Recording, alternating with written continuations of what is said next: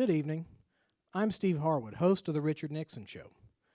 In the summer of '77, four friends got together with an idea to create a revolutionary talk show. We followed in the footsteps of our heroes, our predecessors, people like Steve Allen, Jack Parr, Johnny Carson, Mike Douglas, Dick Cavett, Henry Cabot Lodge, and Wendy Wagner. Now, it was a tough and long road. We overcame a lot of obstacles, and we heard many things such as, the show will never be a hit. It's too far out in left field for the common audience to understand. It'll never catch on. You're wasting your time. But I stand here today at the Richard Nixon Theater to prove all of them wrong. Yes, we have made the dream a reality, and tonight we're going to present that dream to you. So with that, friends, I present to you, the families of America and those select few in Rhode Island, the world premiere of The Richard Nixon Show. Thank you for tuning in and enjoy. Did we get it? Oh. Whoa.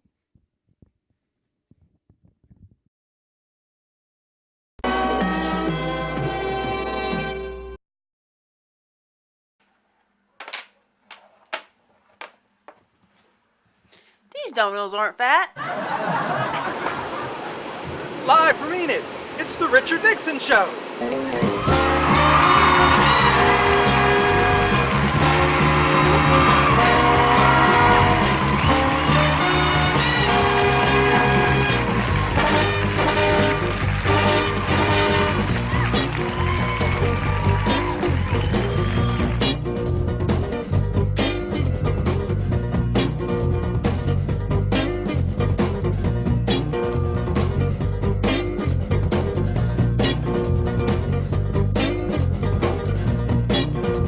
Tonight's special guest, Melissa Chapman, the Lincolnberry's Girls.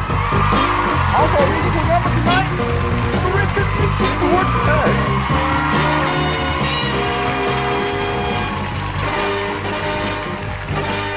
This episode was sponsored by Heinz. It's ketchup!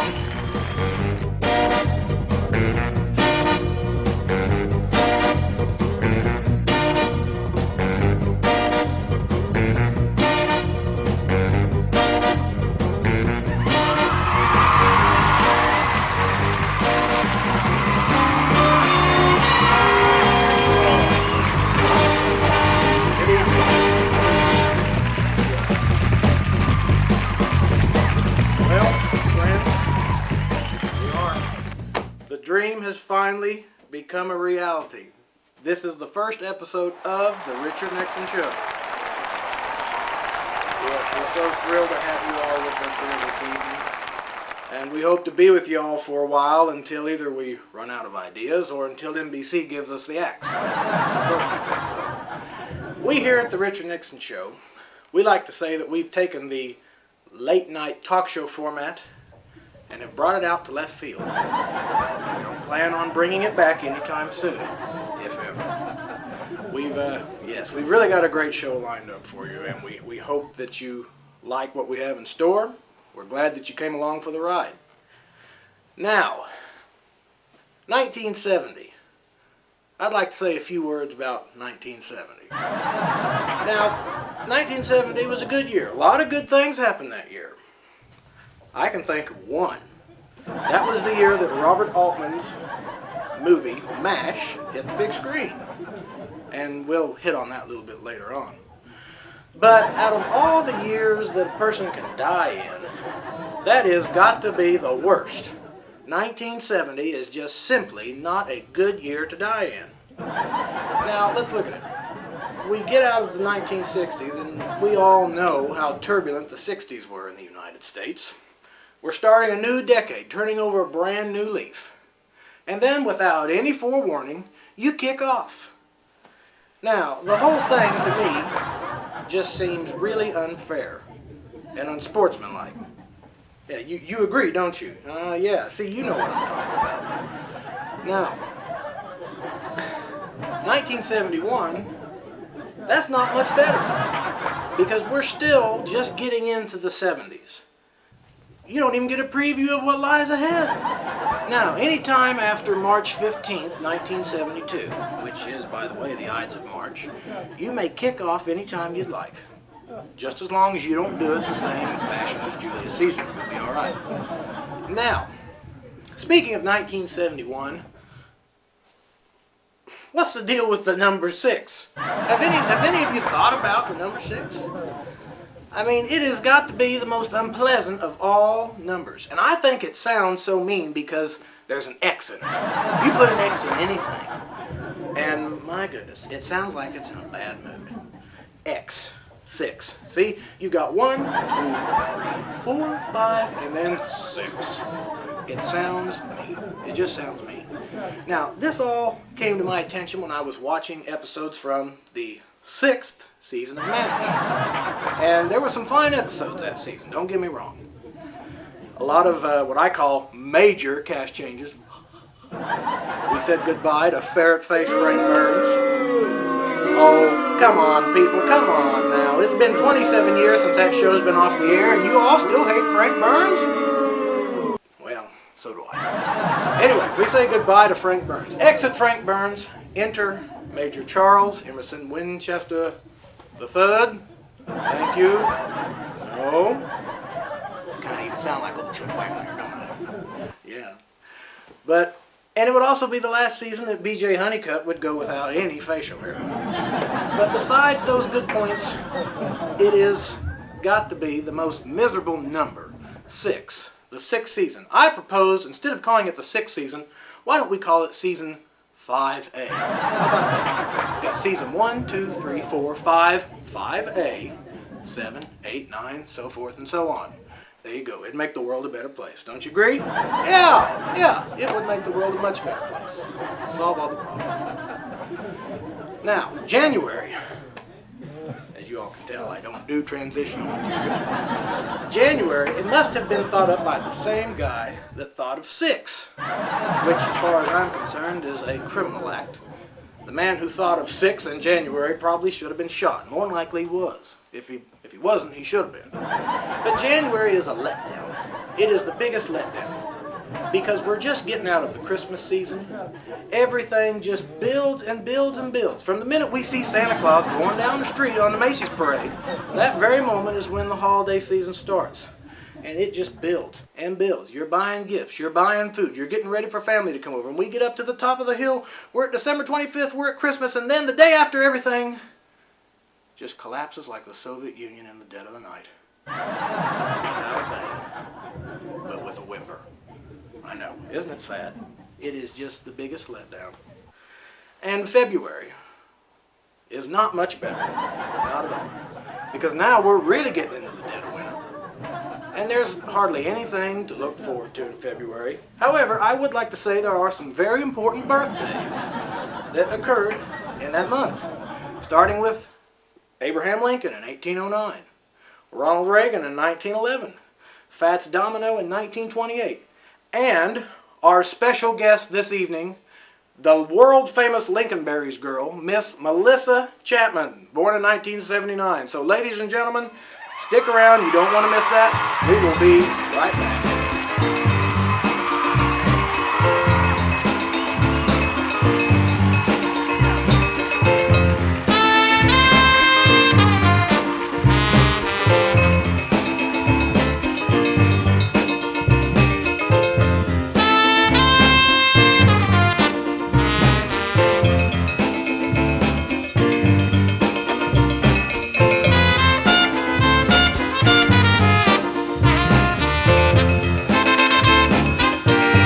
Heinz, Heinz, Heinz, Heinz, Heinz, Heinz, Heinz, Heinz, Heinz, Heinz, Heinz, Heinz, Heinz, Heinz, Heinz,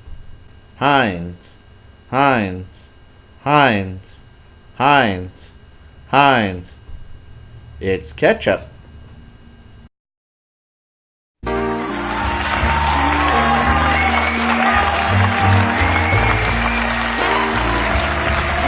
I had a good time in Dallas this summer.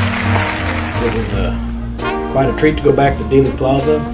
You know, such unfortunate events happened down there. Like what? Well, there was a president that was killed down there. Yeah, When? 1963. Bad year. Yeah, it was. We all miss Jimmy Carter so much. Just tragic. And just to think that the man that shot him was working for peanuts too. It's just tragic. That is So bad. tragic. That It is is. bad. Well, who do we have on the show tonight, Chris?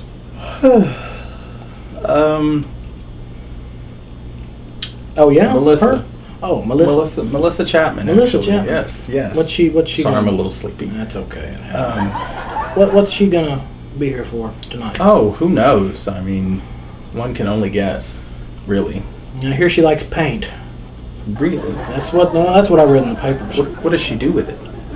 Well, we're gonna find out here in just a little while. You know. So we shall see. We shall see. I got a great show lined up tonight. I'm looking forward to the guests. Well, Besides that, unfortunate. You think we're going to get Mr. Cosby on the show? I hope so. If he could just beat that whole child support rap, I think. Yeah. I'd just like to see him start telling jokes again and start this. Ha ha ha. Yes, Wouldn't that- we all miss that. I know. It's such a shame. And of course, can't forget this one.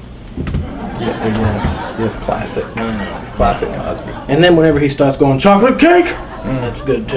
Yes. Yeah. Yes. That's good. Oh, it cracks me That's up. good. Oh goodness. Good stuff. It is. So is this coffee. It is good It's coffee. Cuban coffee. Is it? Mm-hmm. From where? Fidel's house. Does he live in Cuba?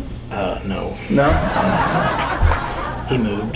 Can't blame him, man. Last I heard, he was living on a small farm in Vermont, raising cattle and listening to Mantovani records. You don't say. Yeah. Well, let's get on with the show. You ready? Sounds good to me. All right, ladies and gentlemen, we'll be right back.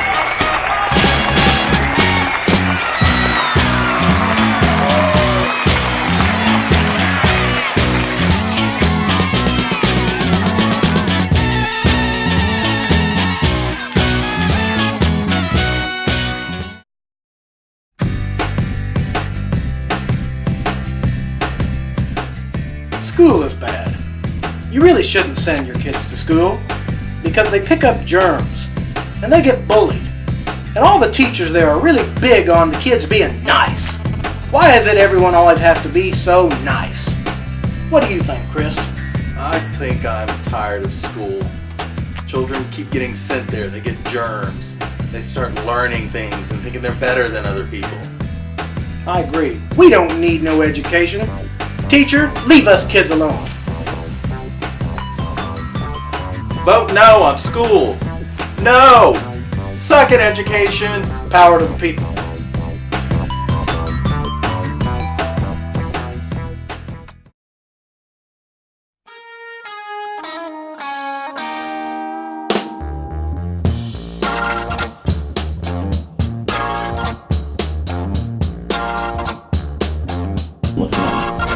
Ladies and gentlemen, our guest this evening, Miss Melissa Chapman, the Lincolnberries girl.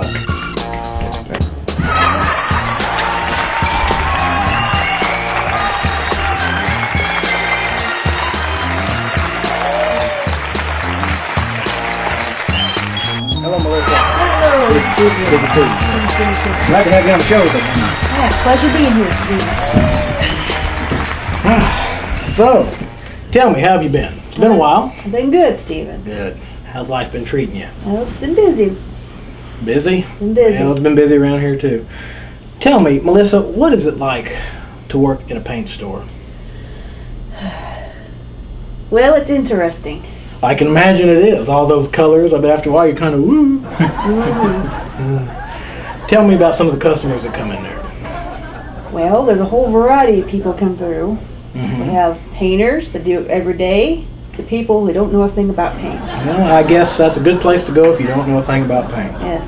Hey, let me ask you a question. What about Nat King Cole? Nat King Cole. Yes, you know, the singer, Nat King Cole.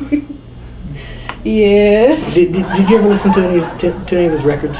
No. You didn't? I don't think so. I mean, I've heard his music, but I couldn't recall the song. Okay. But I'm not. I understand. He was really great, by the way. Yeah. Tell me, what are your thoughts on Hitler? Well, this is not my thing to talk about. I'm kind of a boring gal, I guess. Well, everybody knows something about Hitler. Can you tell us one thing He about wasn't a Hitler? good person. See, you said you did. Did you hear that, Chris? You said she didn't know anything about Hitler, and she got the one thing. Oh my! You remember Family Matters? Yes. That was a good show. Yeah. It really was. Yeah. Yeah. I used to watch that every TGIF. Friday night. Yep. Yes, sirree.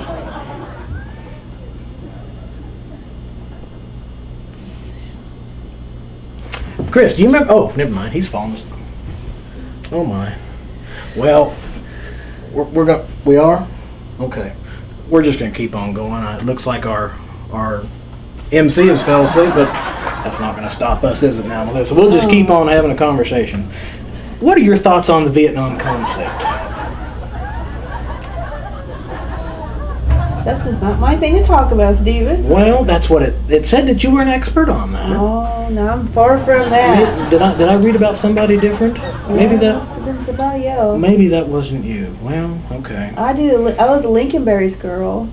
That's right. You were the Lincolnberries girl. Tell us, what was it like to be doing the Lincolnberries commercial? Well, it was quite different. Really? Yeah, it was really weird eating those Lincolnberries. I can imagine it was. What company put out Lincolnberries? I believe it was Kellogg's. Was it Kellogg's? Yeah, Okay. yeah. Well, I actually have with me, ladies and gentlemen, I have a Lincolnberry. I have actually brought one to the studio today, and I would like for you to try to eat this for us, Melissa. She's going to eat a Lincolnberry, ladies and gentlemen, just for us on the Richard Nixon Show.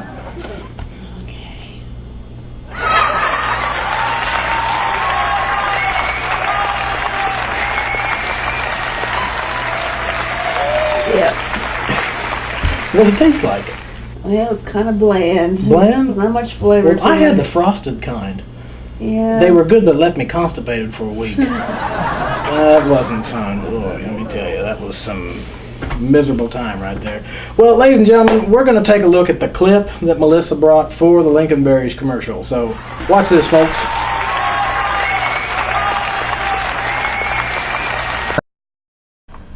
Melissa, eat your Lincolnberries. Frosted Lincolnberries by Kellogg's!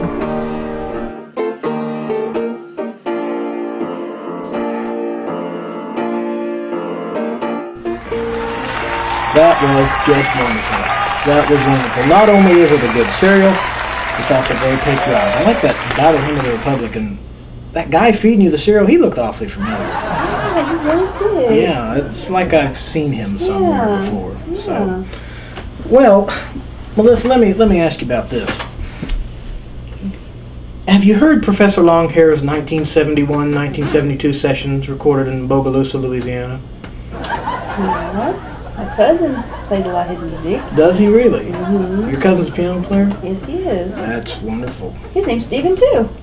Really? Yeah. Oh, how ironic. I guess I have to meet him sometime. As you can tell, I'm very much into music. I love music, and I love history. The Holocaust.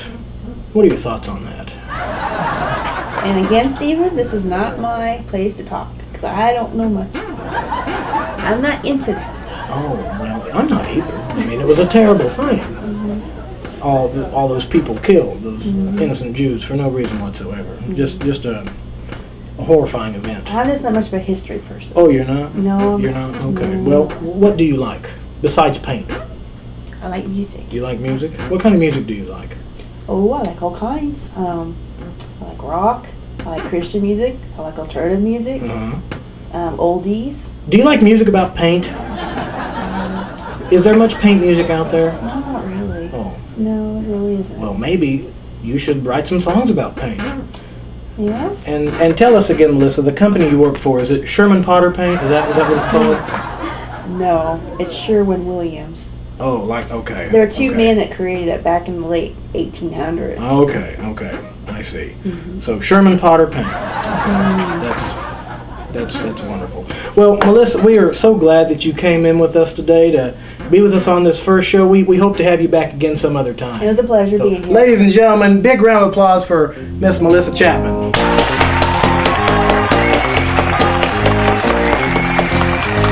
Good morning, Chris.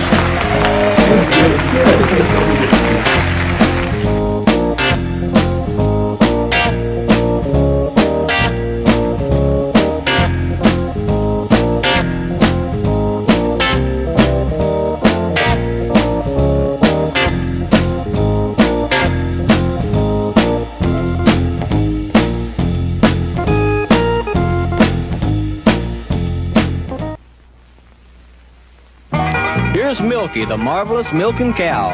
It's fun to milk her, gonna do it right now. She drinks the water when we pump her tail. She's raising her head, it's milking time now. Her pretend milk is a feeling the pail. She drinks water and gets pretend milk. Milky, the marvelous milking cow. Milky, the marvelous milking cow with pretend milk tablets. She's new from Kenner.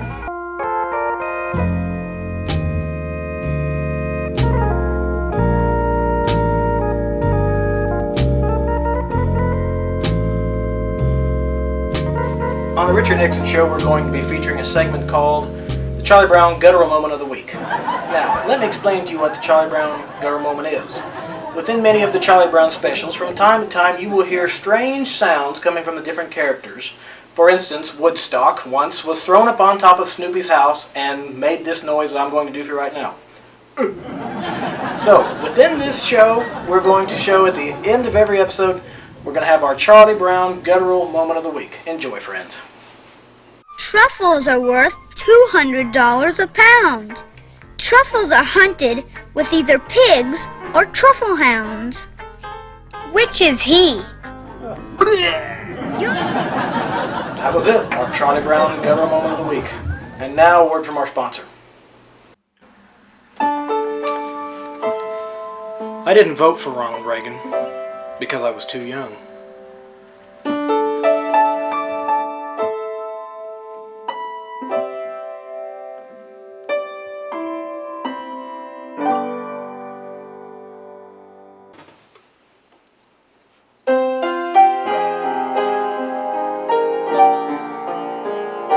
Ladies and gentlemen, the Richard Nixon Quartet.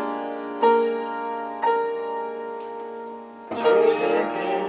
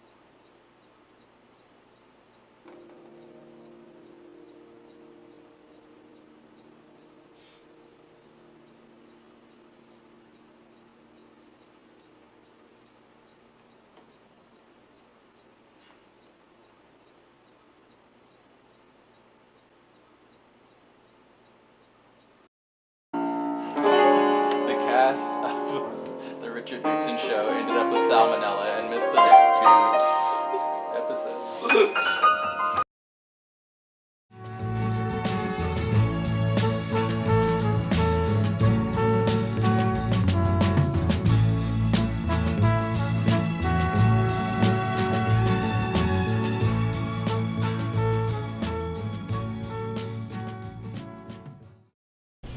Ladies and gentlemen, our next segment on today's show is our MASH Moment of the Week.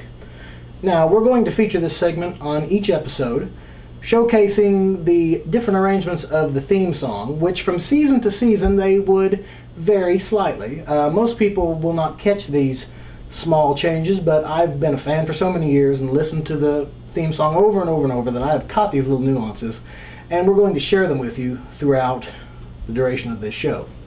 Now, today's MASH Moment of the Week will showcase the theme song from the movie.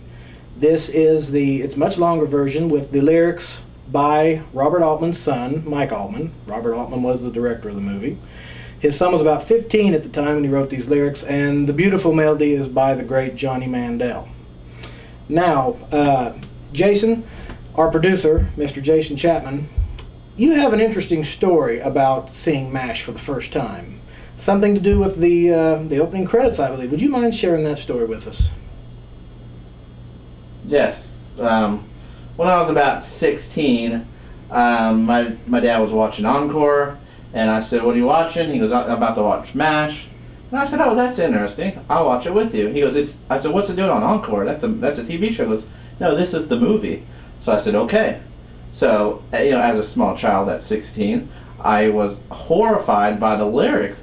I was like, there's lyrics to this song. They're very dark and bleak, aren't they, Jason? Yes, they are. And it was so spooky, and it was just very haunting. Suicide is painless. Indeed. The sword of time will pierce my skin. It doesn't hurt when it begins. Yes. And I was like, that was a lot for a little kid at 16 to take in at the moment. It certainly was. And I was like, whoa. And then the thing that, still haunts me to this day was that poor dead soldier's arm was just dangling off.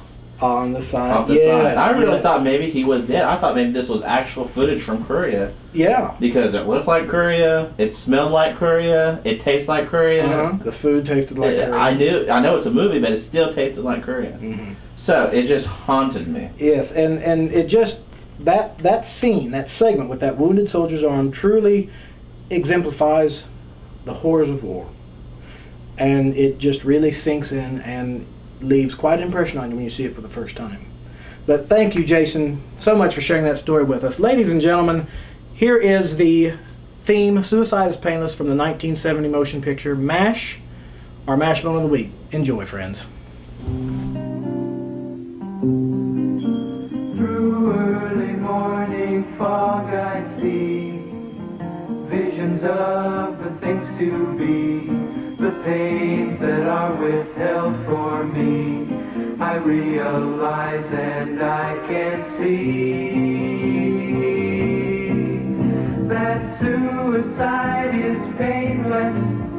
It brings on many changes, and I can take or leave it if I please.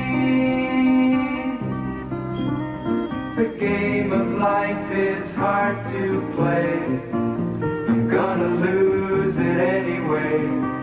The losing card I'll someday lay. So this is all I have to say. Suicide is painless.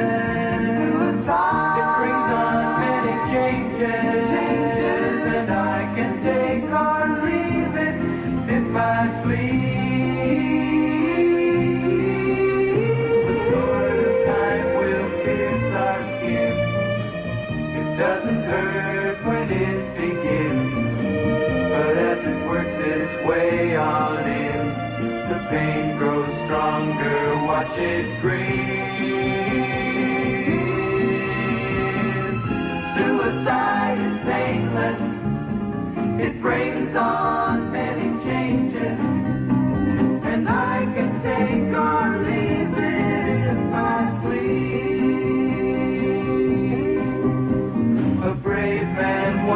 requested me to answer questions that are key.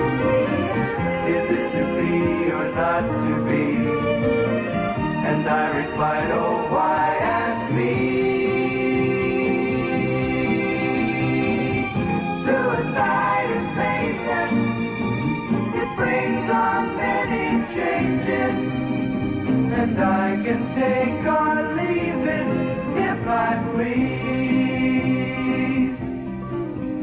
And you can do the same thing if you please.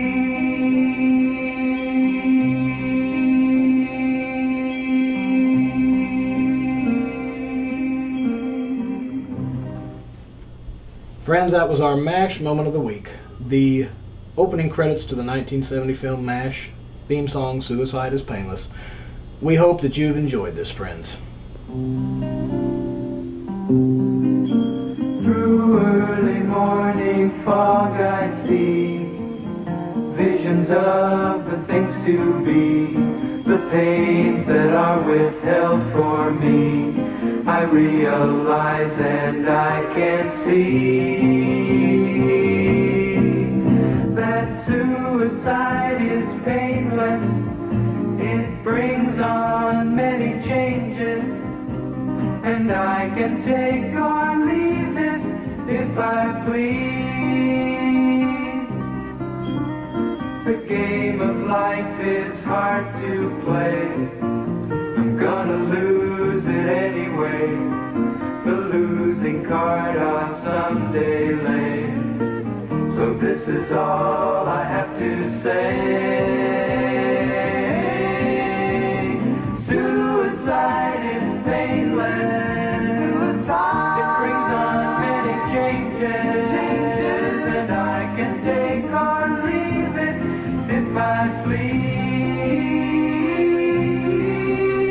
The sword of time will pierce our skin.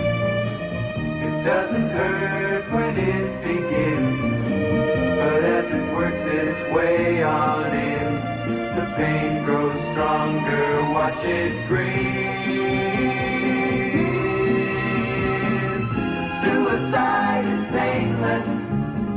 It brings on many changes, and I can take or leave it if I please.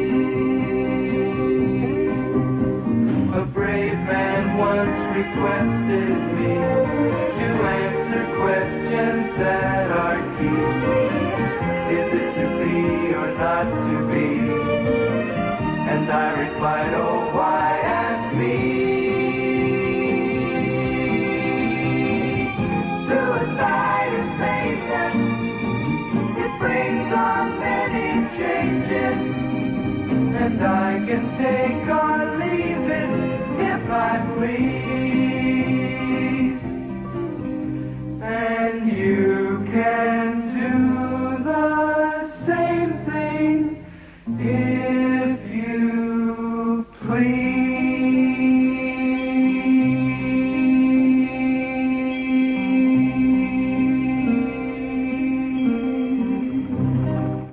As always, that was our MASH moment of the week, ladies and gentlemen. We hope that you've enjoyed this week's segment of MASH moment of the week. Can we do that again? Yep. That wasn't very good. Go ahead. This week's segment of MASH moment of the week. What the heck is that?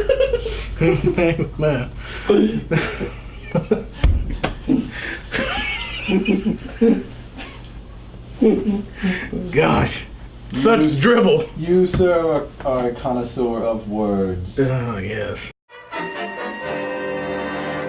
Burks works.